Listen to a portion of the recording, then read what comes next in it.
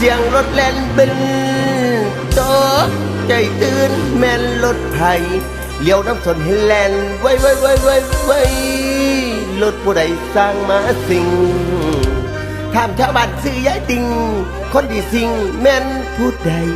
ยายติงตอบอย่างเร็วไวรถบอกใจลูกยายเชิญมันเป็นคนบอกหน้ามืนแล้วยังฝืนกฎระเบียบในซอกซอยบิดสุดเหยียดคนสีเขียดกะบอสนให้รู้ตนพ่อแม่น้องผู้ที่ของนอคอยทาเลี้ยงแต่น้อยจนใหญ่มาสร้างมาปากยากแท้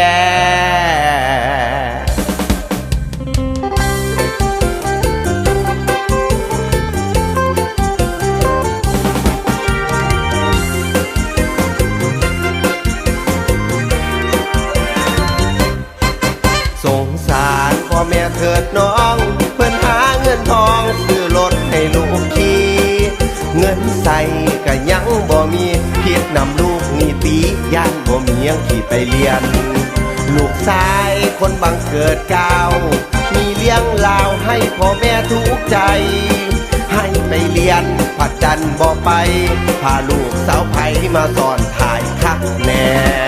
พ่อแม่ผู้สาวมาด่าว่าคุณเจ้านั่นนะพาลูกสาวคอยไปเที่ยว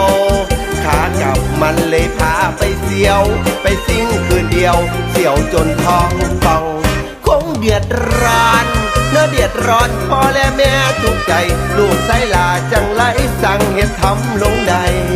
ซื้อรถให้หวังให้เลี้ยนสูงไม้มุงเฮ็ดงานใหญ่หวังฝากผีฝากไข่ลูกไสลาบ่เฮ็ดน้ำได้รถคันงามดันขับพาสาวเที่ยวซื้อให้เดือนเดียวพาไปเที่ยวคูตลางแต่มอเตอร์ไซค์ก็ยังสิห่างข้างวดติดค้างเขามายึดเสดอสู่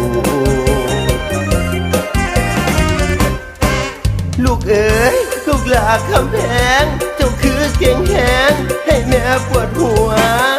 ลูกเพิ่นบ่ถึง15นิติภาวะก็ยังบ่พ้นแต่งรถก็จนรถพังแต่งมันเฮ็ดหยังมันดีอยู่แล้ว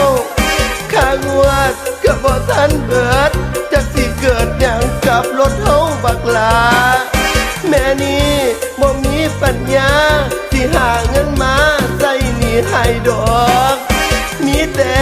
สองเท่าหัวงอกหัวอกช้ำท้องตายก่อนเด้อสูสงสารพ่อแม่เถิดลาเพิ่นเลี้ยงใหญ่มาอยากให้เจ้าได้ดีเป็นหญิงให้สมคุณและสตรีเป็นชายก็ดีให้เป็นสีนามสกุล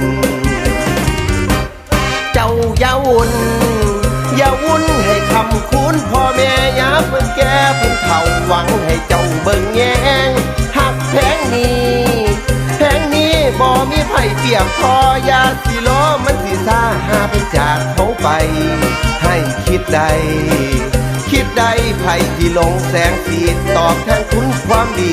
บุพการีเสดอน้อง